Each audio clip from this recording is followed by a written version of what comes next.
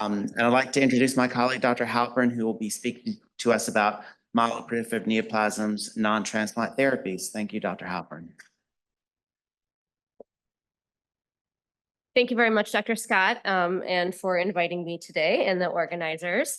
I have the pleasure of presenting MPN's non-transplant therapy. And now that we got all the excitement out of the way, which is apparently my luck, this happened my last big talk as well. Hopefully we will get through it and we'll do some questions at the end. I'm an associate professor in the Division of Hematology and Oncology at the University of Washington and the Clinical Research Division at the Fred Hutch Cancer Center. Here's my research funding. Okay, so the objectives of this talk are pretty simple. We're going to go through non-transplant treatment options. We're going to focus on polycythemia vera, essential thrombocythemia, and myelofibrosis. If I have time, I'm going to do CMML, which is an overlap syndrome between MPN and MDS, but it may be that we don't have time for that. So this is a similar image of what Dr. Scott showed you. I think I stole it from him.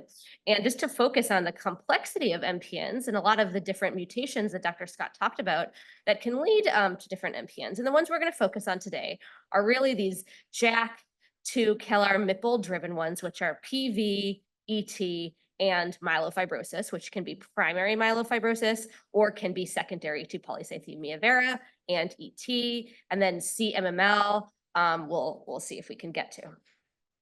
So when I talk with patients when they have a first initial diagnosis of MPNs, I kind of put the manifestations of the disease that we are trying to treat into 3 buckets. And that kind of helps me think about what kind of therapy does the person need? Which bucket are we trying to address? And so in the short term, we have thrombosis and bleeding or blood clot and bleeding. And so that's often the sort of immediate focus of our therapy is reducing the risk of blood clot because that can cause a lot of complications. These diseases, as you saw, can cause a lot of symptoms as their second bucket. So vasomotor symptoms, this is the erythromelalgia, headaches, chest pain that we can see, constitutional symptoms, which can be like night sweats, bone aching or pain, fevers, weight loss, and inflammatory symptoms similar to that. So thinking about targeting patient symptoms. And in the long term, we know these diseases can transform either into myelofibrosis or into leukemia or increased blast count, accelerated phase MPNs, which we'll talk about. And so thinking about, can we prevent that? We know we have strategies that can decrease the risk of blood clot and symptoms. And do we have strategies that can decrease the risk of transformation? So we'll start with polycythemia vera. The risk stratification, as you saw, is simple. Low risk, age less than 60, no history of thrombosis or blood clot, and high risk, age over 60. And that's just because as we age, we are at increased risk of blood clot. There's nothing magical about the age of 60, and history of thrombosis. And so what are the principles of therapy in PV? So for everybody, we want to reduce symptoms. We want to reduce risk of thrombosis and bleeding and reduce splenomegaly if that's present. And for everybody, typically we do aspirin, a baby aspirin, and reduction of blood counts. We'll talk about that. And then prevention of progression of disease to myelofibrosis and acute myeloid leukemia, something that we think about as well. The only cure for polycythemia vera is a stem cell transplant that is very rarely done for chronic phase disease. And so typically we are treating these diseases like a chronic disease, just like if you had high blood pressure or high cholesterol, a disease that we're going to treat for the rest of your life. So everybody has phlebotomy or removal of blood to maintain a hematocrit, HCT, of less than 45%. We'll talk about that. Everybody gets an aspirin 81 milligrams daily, and everybody should get cardiovascular risk factor modification. So that means making sure cholesterol, blood pressure, diabetes is under control, healthy diet, physical activity. And then for high risk disease or uncontrolled symptoms, we add cytoreduction. And our options include hydroxyurea, which I'll abbreviate HU throughout this, interferons. We have 2, pegylated and ropegylated, and ruxolitinib. We're typically not using chemotherapy any longer for polycythemia vera. This is initial trials that demonstrated why we don't use chemotherapy as we initially did for polycythemia vera. You're going to see a lot of these what we call survival curves today, which are these kind of like single lines that show different types of therapy. Typically on the bottom is time, and on the Vertical axis is sort of cumulative survival starting at 100%. And in this case, this was quite some time ago. You see phlebotomy is in the red line, and chlorambucil and P32, which are different types of chemotherapy, are in the blue and green line. And we see that those lines are lower. Patients did worse when they got chemotherapy. And the same was free in terms of looking at transformation to leukemia. Patients with phlebotomy did the best. And there's some concern, particularly with P32, that there can increase the risk of leukemia transformation. So then how do we know that we should use aspirin in polycythemia vera? This was a randomized controlled trial, which is our gold standard trial in clinical medicine, where patients are taken and half of them are randomly assigned to the intervention, in this case aspirin, and half are randomly assigned to typically a placebo. In some cases, it can be something else. And outcomes are monitored. And that really helps us determine whether the effect of what we're looking at is due to that and not some other biases that can affect trials.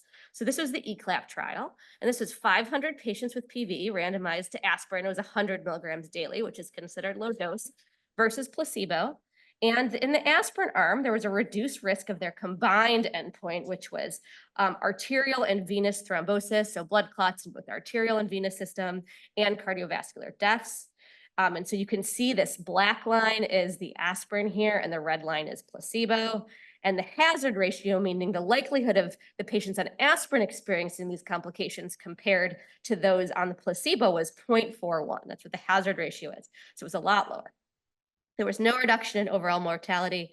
There was no increased incident in bleeding, okay? And this helped establish aspirin as a use in this disease. Recently, there's been all these changes in our guidelines for people without MPNs in terms of use of aspirin for primary prevention. So it used to be that we thought that maybe every older person should be on aspirin to reduce the risk of cardiovascular events. Recently, a lot of the guidelines have changed, and that's not the case because aspirin can have side effects and bleeding. Then I got a lot of calls from patients. Should I not be on aspirin? It looks, I think the news picked up this, looks like aspirin is dangerous. That is a different population. So aspirin for primary prevention of cardiovascular events in a non-MPN population is not generally recommended now, but in an MPN population where the risk factors are higher, we still are recommending aspirin and think the benefits as part of the trial outweigh the risks. And of course, if you have side effects or bleeding, that's a different story. And that's something that we talk about. So how do we decide where you want to target your hematocrit in polycythemia vera?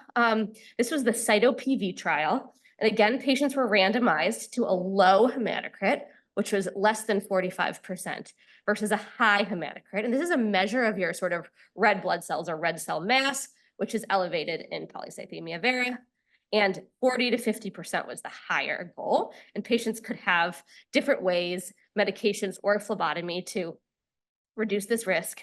And patients who had in the low hematocrit arm had less death from cardiovascular causes or major thrombotic events, okay? And so this helped us establish 45 as our target. And that's how we drive a lot of our therapies for PV. So what about ruxolitinib? So this is also known as Jakafi. It's another drug that we have for polycythemia vera. And this is the response trial, which is a ruxolitinib randomized to best available therapy, or BAT is sometimes abbreviated, in polycythemia vera. This was a little over 200 patients with polycythemia vera who were resistant or intolerant to hydroxyurea, which we'll typically use in the first line. And in the best available therapy arm, typically the physician has to choose ahead of randomization what the patient is going to remain on. They don't want to use placebo in this case because that's felt to be unethical.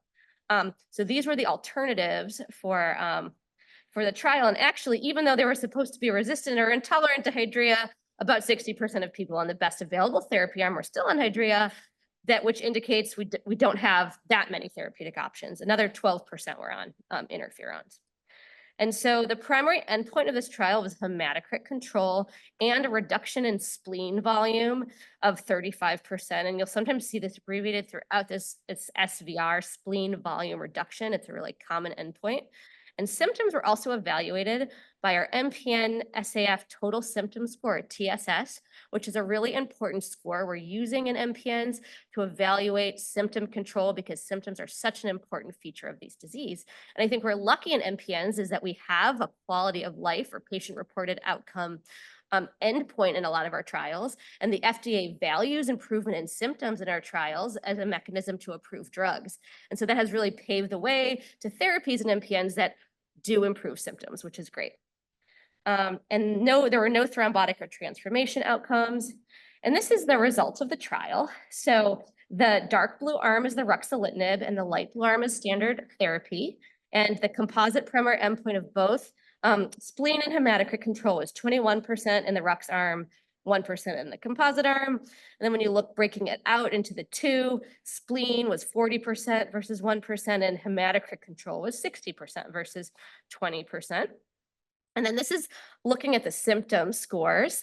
So all 14 symptoms, an over 50% reduction was half in the ruxolitinib arm, and I think it's like 5% in the standard therapy arm.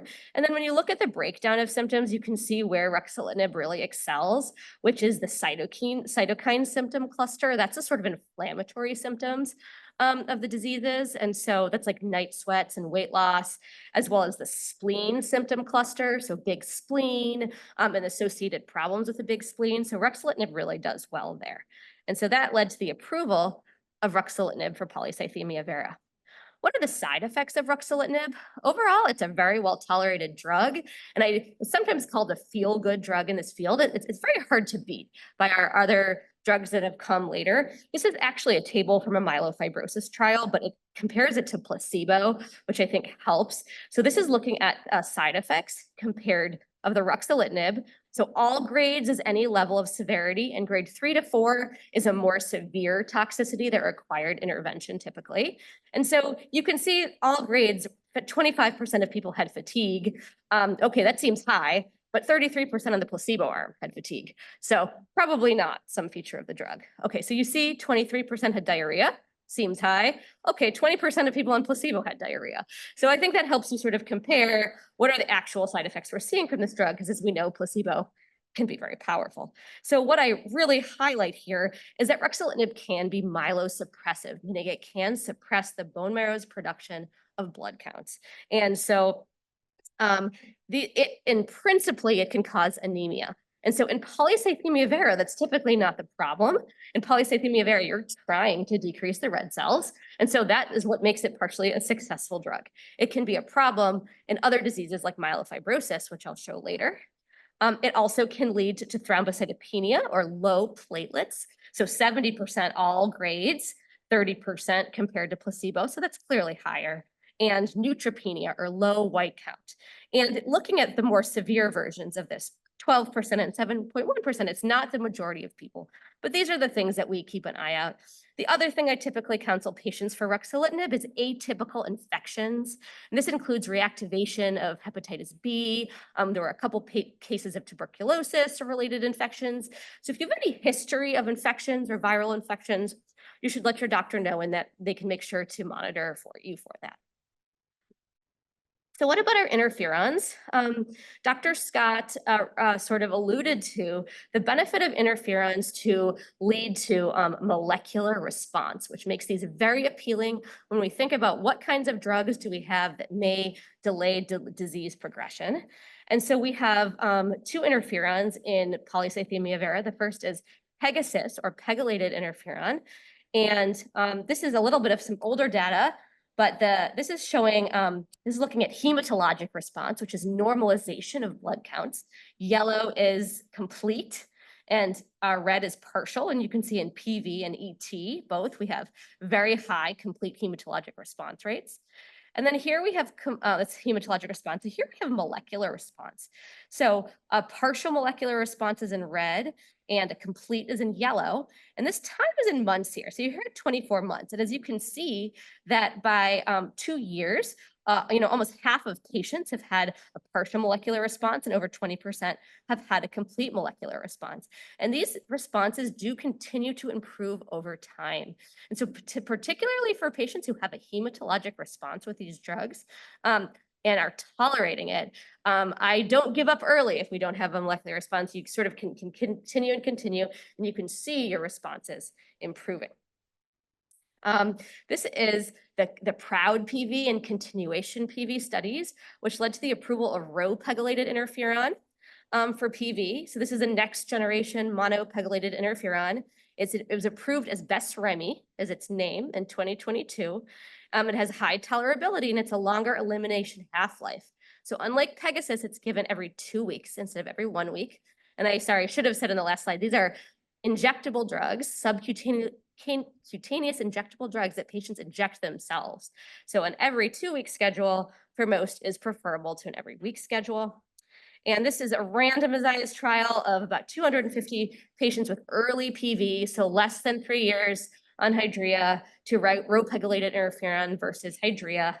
And it had a weird design that I'm not going to get into, called a non-inferiority design. And it also was looking for complete hematologic response, but a little unusually in a trial for early PV for spleen response, which big spleens aren't always a feature in early PV. But in the early trial, looking for this combined endpoint, only 21% of the Besremi versus 28% of Hydrea met this endpoint. But if you look over time at responses, so this is the continuation PV trial, 70% of the Rho-pegylated interferon versus 50% of the Hydrea had a hematologic response without that spleen criteria. And critically, the response to the Rho-pegylated interferon improved over time. So on these graphs, the red is the Rho-pegylated interferon, the Besremi. And look, this is the most important one, looking at molecular response at 36 months. You see that this is higher in the Besremi arm compared to the hydroxyurea arm, okay? So this can lead to molecular responses. And this is looking at the decrease of the median amount of JAK2 that can be measured in patients over time.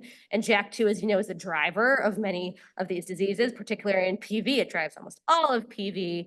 And it is something that we can measure now. We're doing this in research contexts. We don't always know clinically yet how to use it.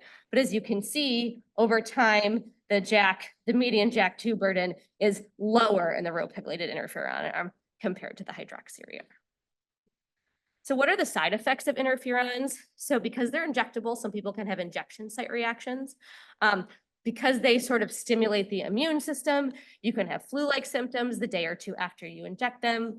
They can cause gastrointestinal and liver abnormalities, low blood counts. They can cause endocrine disorders like thyroiditis and mood disorders, particularly in people who have a history of mood disorder. And in those folks, I'm pretty cautious with this medication. That being said, so they do have a little bit of a higher side effect burden. I think that most patients are able to tolerate these really well. And so these are drugs that I'm often using increasingly in earlier lines in therapy for polycythemia vera. So this is my sort of risk-adapted management of PV. So we have low risk, which is age under 60 and no thrombosis history. We have phlebotomy to target a goal of less than 45, and aspirin 81 milligrams daily, and cardiovascular risk factors. If you're above 60 or have a thrombosis history or are not tolerant of phlebotomy, which can happen, we do add cytoreductive therapy. So Hydrea is still the first line. It's oral, it's easy to take, it's inexpensive.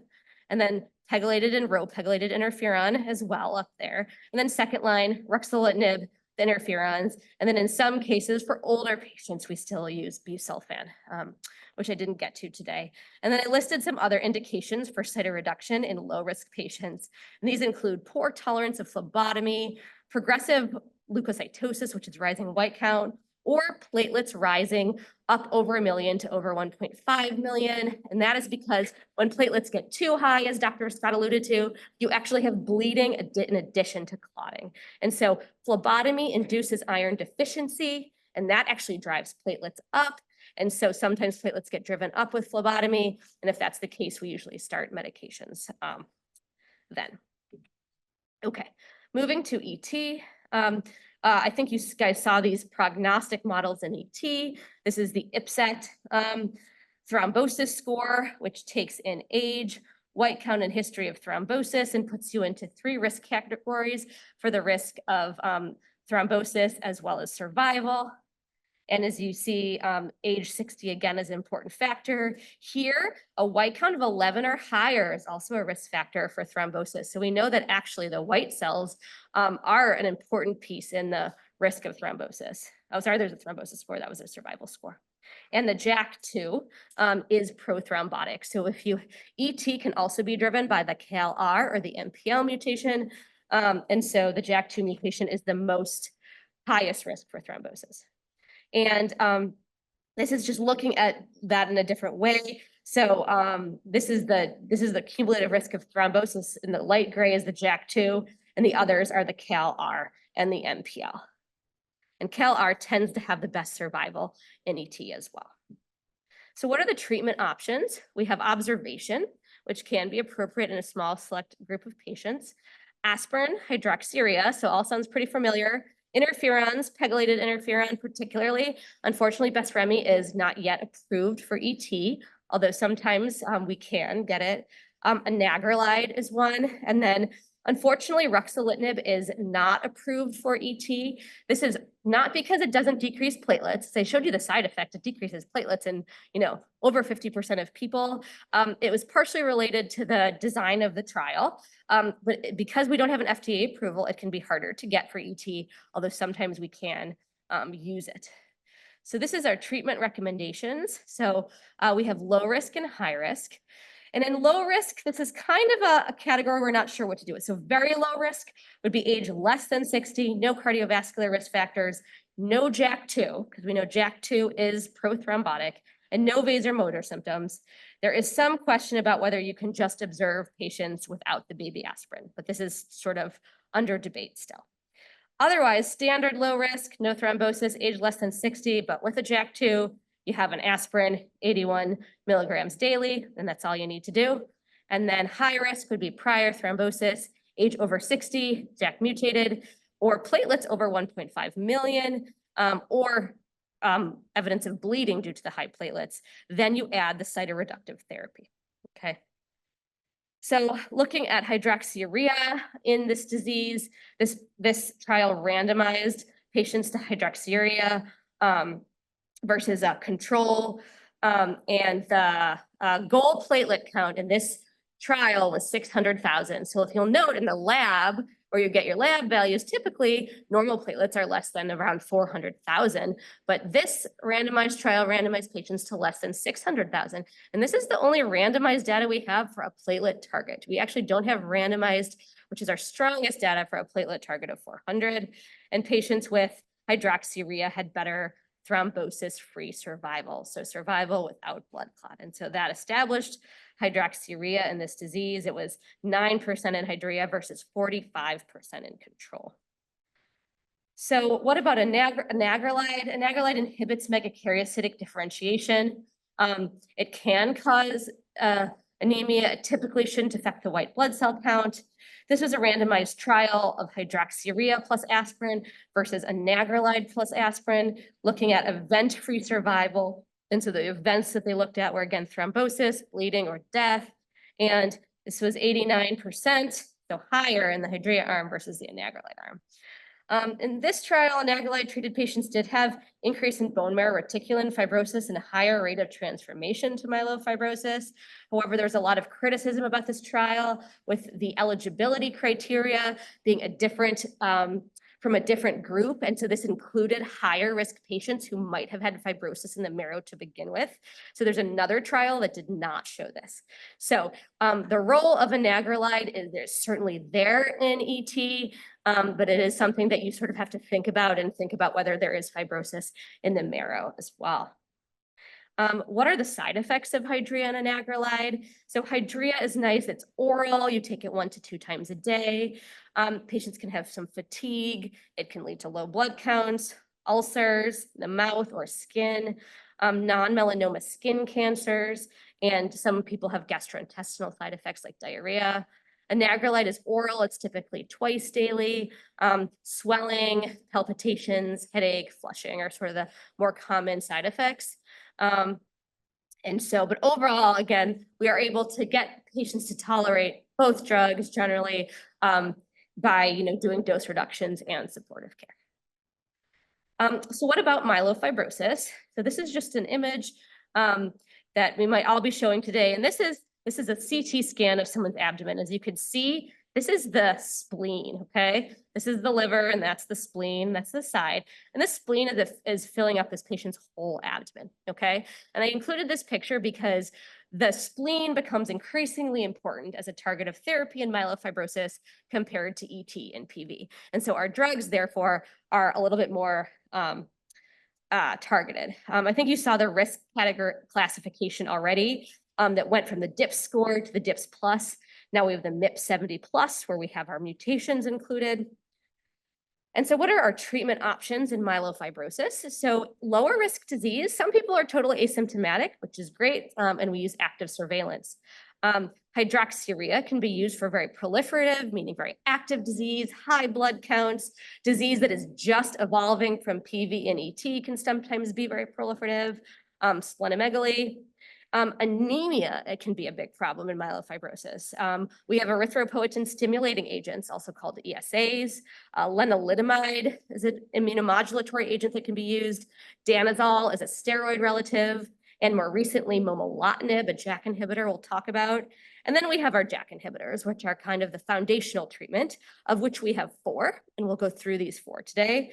We have ruxolitinib, we have fedratinib, we have pacritinib, and most recently, we have momelotinib. And then finally, Dr. Salet in her discussion will talk about allogeneic stem cell transplant, which is generally reserved for higher risk disease. So this is the COMFORT-1 study, which established ruxolitinib compared to placebo in myelofibrosis patients.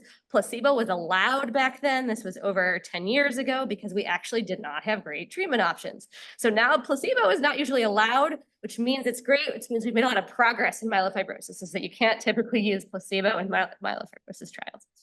So ruxolitinib was compared, was looked at for decreased spleen volume and improvement in total symptom score. And you can see the ruxolitinib for spleen volume was 42% compared to minimal in placebo and 46% improvement in myelofibrosis symptoms. So overall, much better, still not great, still a lot of ways to go. It's not 100%, but that led to the approval. This is the COMFORT-1 and COMFORT-2 studies for survival. COMFORT-2 myelofibrosis patients were randomized to ruxolitinib or best available care, which was hydroxyurea or steroids. And ruxolitinib was associated with a lower risk of death at 3 years. So there is a survival benefit with ruxolitinib. Is that because ruxolitinib is disease modifying? We are not sure, okay? It is possible that people just feel so much better on ruxolitinib, that they eat better, their nutrition is better, their physical activity is better, and that is associated with survival. But I will say, so we do know that ruxolitinib has a survival benefit. What about fedratinib? This was approved after the Jakarta 1 and 2 trials. This is a JAK2 more selective inhibitor, and it was tested both against a placebo in newly diagnosed or upfront MF, we call it, first-line therapy, and in a single-arm trial in ruxolitinib-resistant myelofibrosis. And so this is there's a lot of dose finding as well, but this is the change in spleen volume for the fedratinib of 400 milligrams. And these are called waterfall plots. And this is this is the baseline spleen volume. And so this is each a patient. And if they have this person had a negative 60% change in spleen volume, and their goal was 35. So you could see that about 37% of people had an over 35% reduction in spleen volume compared to 1% in the placebo. And only these 3 patients actually increased their spleen size. And the median duration of response was 18 months. And 40% of patients had an over 50% reduction in their symptom score compared to 9% of the placebo.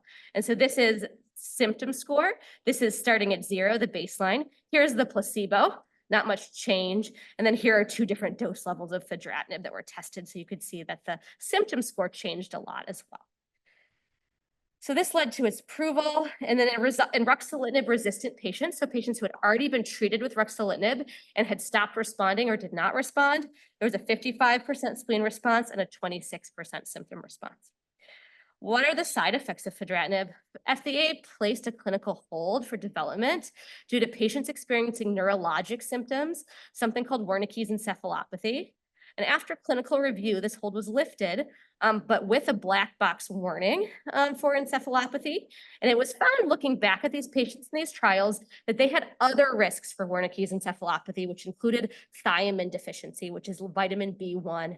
And so now patients who are on fedratinib, I typically check a thiamine or a B1 level before starting and throughout therapy, particularly if patients have a risk of low thiamine, which is like poor nutrition is sort of the biggest risk. So besides that, what are the other side effects? This is fedratinib versus placebo again. And so looking at this, I would say, again, low blood counts are the chief issue. We also do see an increase in gastrointestinal side effects like diarrhea with fedratinib compared to ruxolitinib. And then, sorry, I'll speed up here a little bit. So these are the PERSIST 1 and 2 studies. They led to approval for pacritinib. Pacritinib was more effective than the best available or alternative therapy for spleen volume reduction of 18% versus 3%, and a reduction in total symptom score, as well as an improvement in hemoglobin and reduction in transfusion burden. Side effects of pacritinib are GI, again, diarrhea, nausea. This is typically early on and can resolve with supportive care. Low blood counts, swelling, fatigue. There are no neurologic issues with this one. And this one is particularly approved for patients with platelets of less than 50,000. Okay, so that's the area or the niche for pacritinib, that it can be used for patients with platelets below 50,000, and it can improve platelets. And then more recently, we have momelotinib, and this is the phase 3 momentum trial, which randomized myelofibrosis patients previously treated with a JAK inhibitor and were anemic and had symptoms, to momelotinib versus danazol, which was really one of our only agents we have that can improve anemia. And so if you can look at, this is total symptom score. The momelotinib group had a 32% had a reduction compared to 6% of the danazol group. And then this is looking at transfusion independence. So independent from need for blood transfusion, baseline 13% in the momelotinib group were transfusion independent compared to 30% by week 24 in the momelotinib group, compared to only 20% at week 24 in the danazol group. Momelotinib side effects, they look pretty similar to all the other ones. What I would add here is there is some peripheral neuropathy that in later trials is probably not as extensive as we saw in earlier trials, probably less than 10%. That would be numbness or tingling in your hands and feet. And less anemia because it can improve anemia. So this is, I think, is the money slide here. So this is looking at our 4 available JAK inhibitors. The target is it JAK1 and JAK2. Fedratinib also gets this FLT3 target. Pacritinib gets FLT3, but also ACVR1, which is also gotten by momelotinib, and it's through that ACVR1 pathway that those drugs are able to improve myelopoiesis or blood cell development and improve hemoglobin or platelet level. The indication from the FDA label, typically they're all for intermediate 2 or high-risk disease. This is on the DIP score. Pacritinib is for platelets less than 50,000, and momelotinib is for patients with anemia and myelofibrosis. And what are their side effects? Overall, pretty similar. I would say probably ruxolitinib is the best tolerated, but overall, pretty well tolerated as a group. Whom went to transplant, I'll leave that to Dr. Salet, typically higher risk disease. And then just a slide on upcoming therapies. We have a lot of pathways that we're investigating in myelofibrosis, and lots of active clinical trials here. Between Dr. Salet, Dr. Scott, and I, we probably have, almost 10 clinical trials at least for myelofibrosis. So if you have myelofibrosis and you're not fully controlled in your current therapy, come see us, and we have a lot of options, many of which are add-ons to ruxolitinib. As you saw, ruxolitinib only controlling spleen and symptoms in about 40% of patients, so leading to a lot of room for improvement. So I'm gonna skip CMML for time and end for questions there.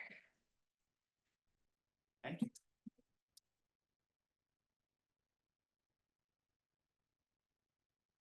Okay, do we have questions from patients in the audience for Dr. Halpern? I'll ask one. If you have a patient with ET and you're treating with hydroxyurea, do you try to get their platelet count to normal? You know what? I do not. And you would probably explain this better, but I learned most of what I know, I should say, from Dr. Scott. So, but as I showed, the only randomized data that we have in ET is for platelets less than 600,000. We don't have randomized data for less than 400,000. That is good quality. And so I typically don't. We know that there's a lot of other features of ET that increase the risk for blood clot, including elevated white count and the JAK2. And so I typically don't push it. For patients who are more symptomatic or have a pretty extensive blood clot history, then I will try to push it lower. Okay. And since Dr. Caraway, yes.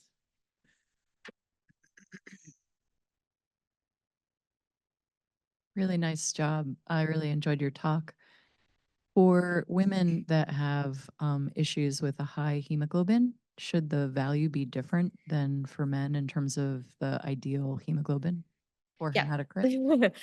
Yes, another good question. I showed the data for targeting a hematocrit of less than 45, and the comparison was less than 45 to 45 to 50, and that included both men and women. However, hematocrit is partially a measure of blood volume, and women, being generally smaller than men, have a smaller blood volume. So some experts believe in targeting a hematocrit of less than 42,000 in women. And so I typically will do that, particularly for women who are symptomatic between 42 and 45, which many are symptomatic with the higher blood counts. And so I will, if patients are having problems with phlebotomy, side effects, or rising platelets, and they don't feel any different, that I don't strictly target less than 42. Have you had any patients with MPN that you've treated with interferon-based approaches that have developed a complete molecular response, meaning their mutations have cleared? And if so, what do you do with interferon at that point?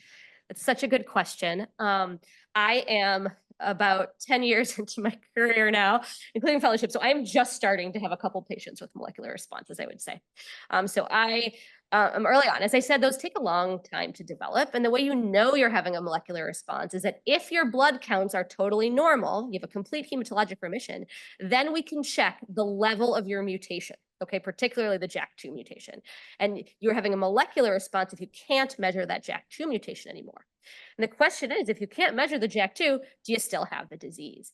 And so in a related disease, CML, which is driven by a really clear mutation called BCR-ABL, we have extensive studies on in who we can stop and how you monitor people when you stop therapy and what % of people are going to get that disease back. And we know in CML, a certain percent do get the disease back, so it wasn't really gone, and you have to start treatment again. We don't have such extensive data in MPNs, and I think we do need more data. And so I think I'm just going to embark, and maybe you can share your experiences with stopping therapy in people and how you monitor people. I think that this falls into what we call patient-shared decision-making. So this is a very important point. A lot of times, even people who are experts in the field don't have all the data we need to say that one approach is better than another. And when those circumstances arise, my belief is that it's important to be honest with the patient and say, look, you could do this or you could do that. This happens frequently in medicine. We would always like to say we know absolutely the best choice, but frequently we're in situations where we don't know the best choice. And I engage in a type of discussion with them. It's called shared decision making. I give them all the information we have, and I have a discussion with the patient and say, we could potentially stop your medication, but you should know there's a risk your disease could come back. I think part of it also has to do with how well they're tolerating the intervention. So I have a discussion. I say we could potentially stop it, or we could start it, or we could keep you on. I've had some patients stop. Some have had the disease come back, and some have not. So we'll see. I think even if you do stop and you do have a CMR, it's still important that you be followed over time with your blood counts, because there is a risk of the disease coming back. And I think that's the biggest lesson we learned from CML, is that you have to continue to monitor. You can't just go out back into the world and hope it's gone and never get monitored again. Is that we do have to keep seeing you, keep an eye on you.